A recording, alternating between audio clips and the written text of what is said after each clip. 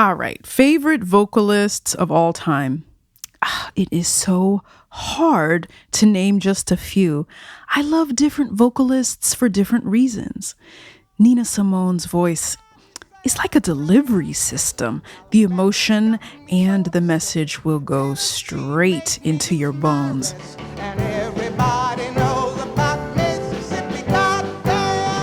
The legendary Ethiopian vocalist Aster Aweke, she will make you yearn for whatever it is that you most long for. And Tupac, he was like a lead drummer, always right in the rhythmic pocket. I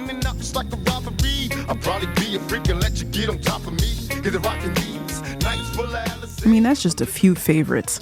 Believe me, I could go on for an hour on the subject alone. But I want to talk about Dayme Arocena, Afro-Cuban genius, singer, composer, and one of my favorite vocalists of the last decade. I believe that you know that I always see you, 'cause you made me feel like into the sea. First time I heard her was a live video of her song Cristal, maybe around 2016. I remember thinking to myself, okay, where does her voice not go?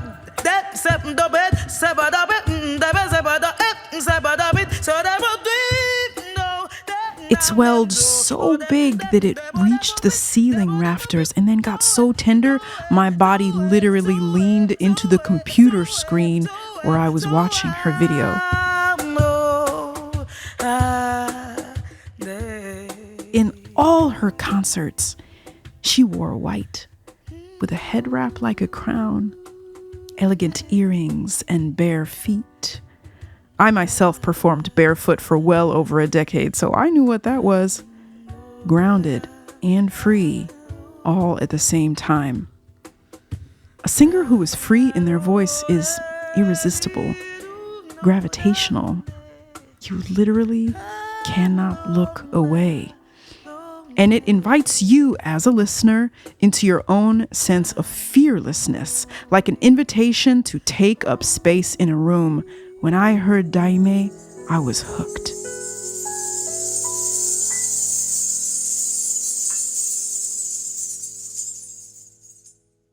I enjoyed album after album, but it had been a while since she was in my rotation. Then, earlier this year, Daymé released a new record called Alkemi, and I immediately noticed, this woman is different now.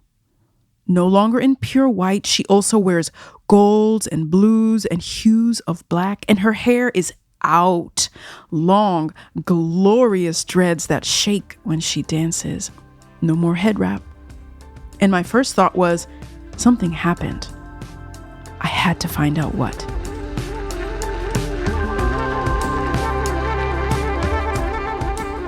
My name is Meklit, and this is Movement, Music and Migration Remixed.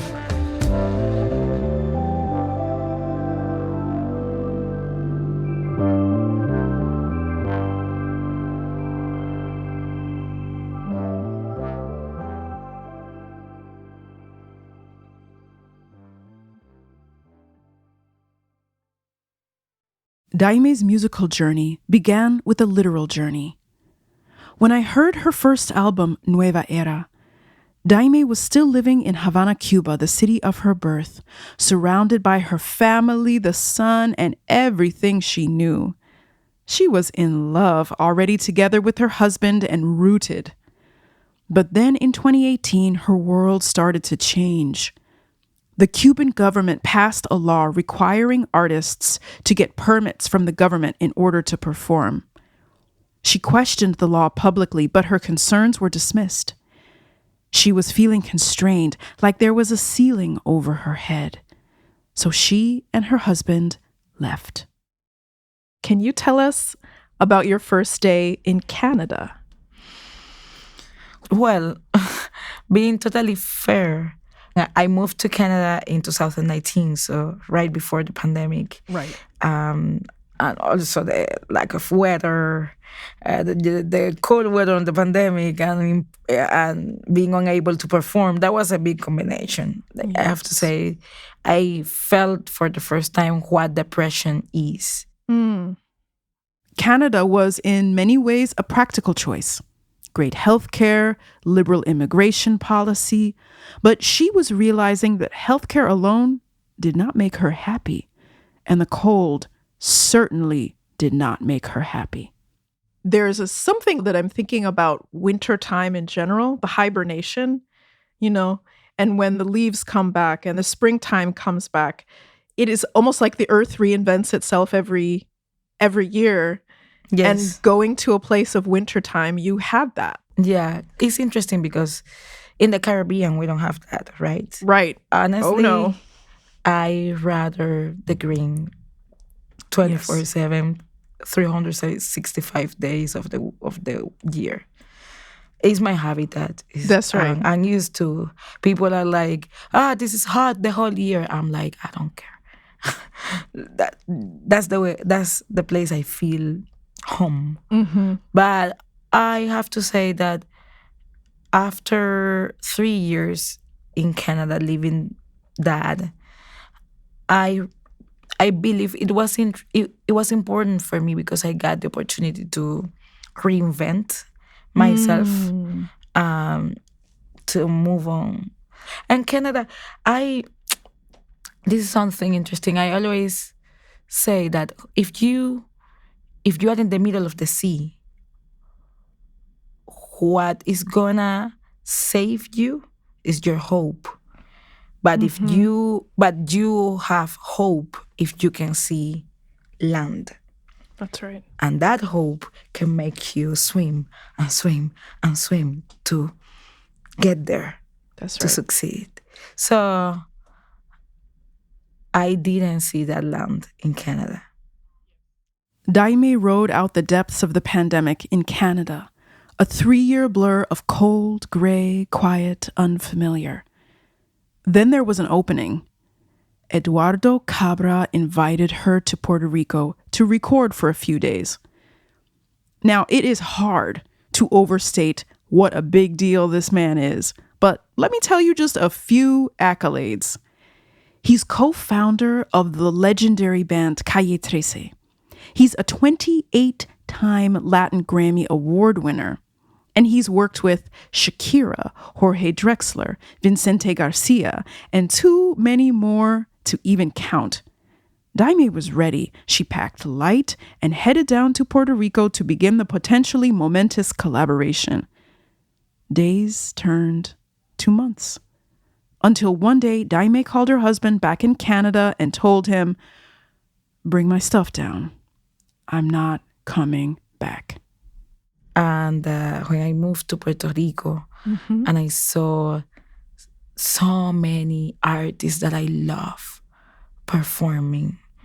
Like who? For example, the first performance I saw in the island was La India.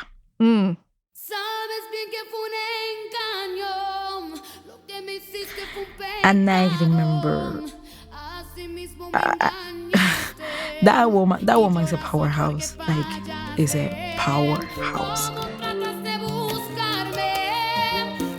And she's salsa, but she's like R&B. It's like you are listening to a holy life, a voice, like, but in a salsa style. It's crazy. Like, India is something incredible. And then I started watching other concerts. I have seen Gran Combo or Gilberto Santa Rosa, La Sonora Ponceña. I have seen reggaeton shows like Zion y Lennox or Wisin y Yandel.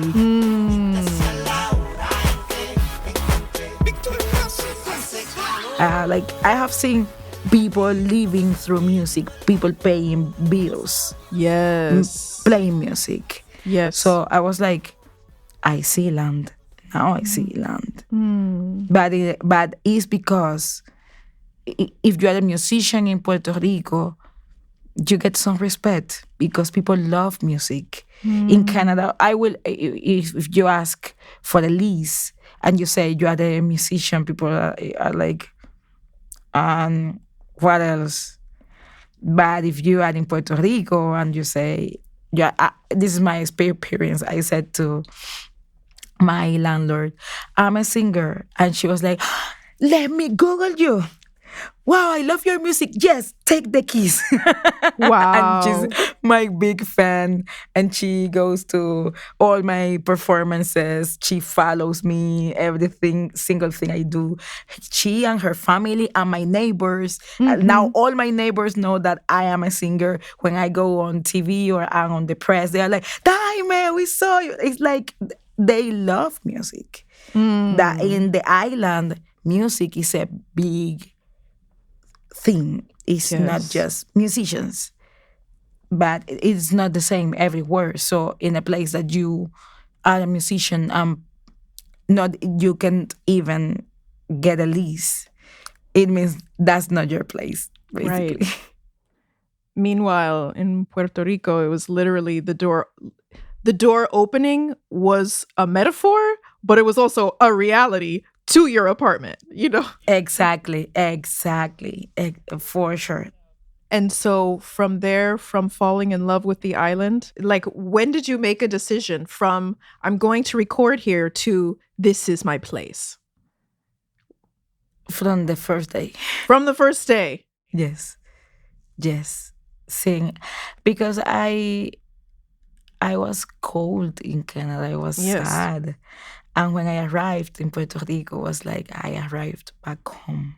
Mm, The first meal I had made me cry. really? And What was the meal? it was arroz, frijoles, carne con encebollada, like bistec encebollado, and fried plantains, bacalaíto, and acerola juice. I'll never forget it. That sounds like home. It was home for sure.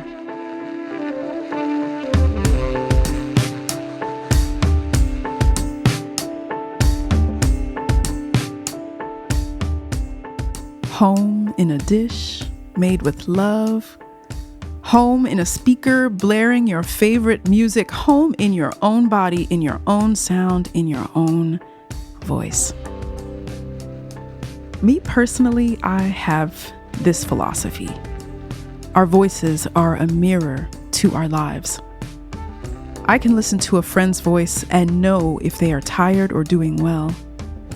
I can hear a new voice on the phone and guess the person's age, usually fairly accurately. And the same thing goes for me too. After I had my son, my singing voice opened up. I think it was the process of labor itself, the rite of passage, 3 long days of it. After all those hours and all that screaming, I built a shortcut to just being in my body. And through that, I was able to find new notes on stage. I had more clarity of tone in the studio. I somehow sounded more like myself. The point is, we change and our voices change too. Our sound changes. This also happened for Daymé. Did the music flow for you from being in that place? It's an interesting question. Always I'm always open and suitable to any type of music. But in Puerto Rico, for example, I got to learn and be in peace with genres that maybe I didn't totally reject, but I didn't follow, like reggaeton or dembow. And I identified myself as a Black Caribbean through that music too now. So now I hear dembow in the streets or in the beach, and I start vibing. Now I get like I feel my ancestors making me move. So that's why now I'm experimenting with new genres. If I get in contact with musicians or music, I keep my eyes, my ears, and my heart open. And if that is gonna transform me, I'm ready to that for that transformation too. Wow. I love that you said, if it's going to transform me, I'm ready for that transformation. Yes. Yes. That's actually the concept of my latest album. If Hmm. it's all about transformation, and I'm ready for anything around me to transform me. Can you describe a song on your new album that did that for you? Hmm. Interesting. I'll say Cómo vivir por él, for example. Con su adiós, la luna se apagó, la luz murió en tu piel. No hay caracol ni culpa. It's a song that describes a breakout, and the process of understanding that you cannot live your life through other people's life. That your life just belongs to you, and you have to always question yourself if you are living through someone else's life.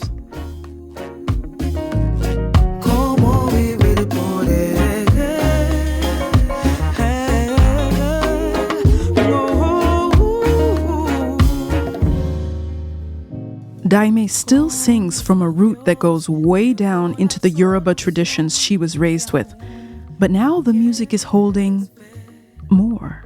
It's wider, more expansive, with influences from R&B, American pop, Latin pop, and more. Cómo vivir por él translates to how to live for him.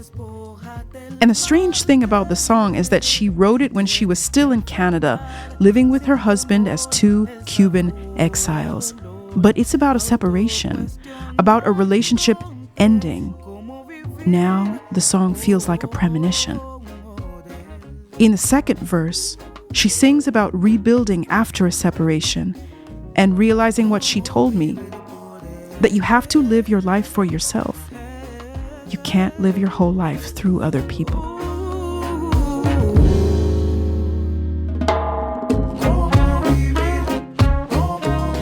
Someone said to me something that I keep hearing. Relationships are like the strawberry on the cake. Of course, they make the cake more beautiful and maybe even more tasty. But the cake doesn't really need it to be a cake. The cake is the cake. And if it has strawberries, beautiful. But if it doesn't, it's fine. So it's exactly the same. We have to know how to live with ourselves first, then to be able to share our life with others. Someone once gave me that advice too, as a when I was a 25-year-old looking for love. Yeah, I'm not looking for love anymore. Now, I understand now that love is not what keeps relationships together. What keeps relationships together? For me, it's like, how can I say this in English? Acompañamiento. Companionship? A companionship in processes. It's like you both are accompanying each other in the process you are living. Sometimes we fight so hard to keep someone beside us because we love this person, but this person doesn't belong be beside us. Now, actually, my husband and I live in Puerto Rico, and my husband lives in Canada. And I love him my entire life. But the day or path are not walking down together, love is not gonna make me tie him to me. Right. At all. I'll be happy to let him go. I hope he will be the same. Because my love for him is not really gonna change. but maybe we don't belong beside each other anymore. So it's difficult because we are not trained to understand that. If you think about it, there's so often we learn about love as women, especially we learn about it from movies and television, but we also learn Disney. about it from songs. We also learn about it from songs. And Oh so yes, we need songs that give us a different kind of love, a different kind of love story. exact. And this is something that I have been very careful about. Hmm. Because there are so many songs saying, I can't live without you. If you leave, I'm gonna die. You are the sun and the moon for me. And nothing really matters if you, I'm going, and it's like, why? Why? It's not really romantic, honestly. If you think like it's not romantic to put that pressure on someone else. Right. Honestly, I don't know why we who sold us that idea of love, but well, maybe church and that idea of together forever and happy Mm-hmm. forever. I don't know. Um, when honestly, I rather saying what you make me feel in this moment. How I wish you were here in moments that I need a hug. Mm-hmm. That's love too. You don't have to say, if you are not here, I'm gonna die. First of all, because in 80% of the cases, 85, that's not true. Second, because if it is, oh my goodness, that's a disaster. Yeah, it's literally the definition of toxic, Of toxic, you exactly. know? Nowadays, I go to the beach by myself. I grab my coffee and I sit in the beach and I swim, or I go and have beautiful dinner by myself, and I enjoy so much. Saying when Mm. they ask me how many, one. It's true. When Daime isn't dining for one, she surrounds herself with people who bring out the truest parts of her. I hang with many strong women like me. I have to say that my friends around me, most of them are women so powerful, like Hmm. tough women. Mm. Um, I don't know, I kind of attract that type of female power. Many of my closest friends are lesbians and all of that. Hmm. What we have in common is power. Mm. So if you are a powerful woman, we are gonna be good friends for sure. And also free. It sounds like you are attracted to people who are in their sense of freedom. Yes, yes, exactly, exactly, for sure. That's my people. Do you ever wonder what kind of music you would be making if you were still in Cuba? Oh, definitely. I was still focused on the music I had done in the past, like jazz Mm. and rumba, because I mean that's in my DNA. So that's me. Mm. That's never Mm. gonna change. But I didn't have any goals. I didn't have a fight. Right. Ah, dime la verdad, no me engañes más pa' que tú estás. So now that I am not longer in Cuba, I'm not afraid anymore of suffering or starting again or going to a different country. Because now I have already two different migrant process. Yes. I did Canada and then I did US. And honestly, now I'm not saying that it doesn't hurt. I'm saying like now I am okay with that pain because that pain transformed me. I know that after that suffering, something beautiful is gonna come out musically and it's gonna heal me, and I'm gonna leave like a proof of my process through a song. That's what music can do for all of us. That's the power of music. Yes. Y sobreviví a toda indolencia, tanta crueldad. Viví librando mi amor de ataduras, destrozando esta locura, inoculándome la cura. Por ti, juré al cielo siempre amarme a mí y volver a empezar. Y así. Daymé got in my head. I thought about what she said a lot. About love and friendship, about separation, aloneness, and the sheer bravery of it all. I thought about her very specific and rather enlightened definition of love, and how for her, it meant the exact same thing as being with the people through your music.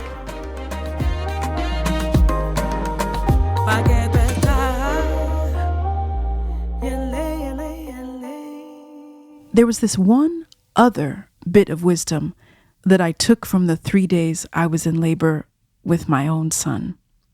And it was this. When the pain comes, you have to relax.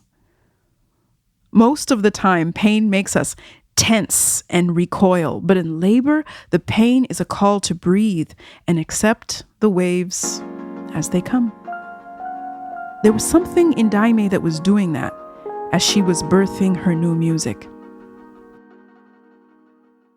Bailando soy pegado cuerpo a cuerpo, sin vitrina ni reloj, bailando solo tú. I've listened to her album Alkemi many times now, and I think what is different in her sound, aside from the changes in production techniques, the embrace of pop, and the megastar potential that comes with that, is how sensual the music is now. How sensual her voice is. It was always beautiful, it was always free, but now there is an embrace of the body that just makes me wish I could find a patch of shade on a sunny afternoon in a tropical place and feel comfortable enough in my skin to really, truly just rest in being myself. Dayme Arocena's new album Alkemi is out now wherever you find your music. It's all in the title, Alkemi, Transformation, the ancient art of turning all matter into gold. Bailando soy pegado cuerpo a cuerpo, sin vitrina ni reloj, bailando solo tú y yo.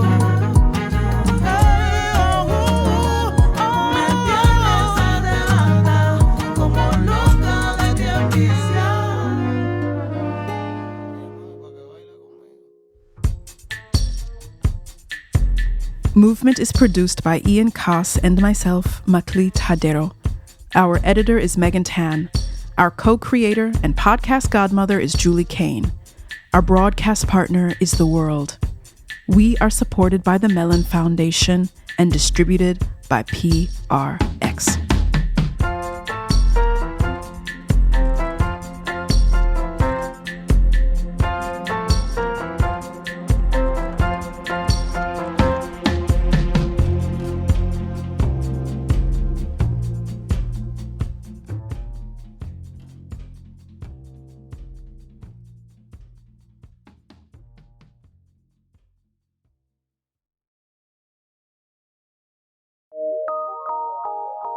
From PRX.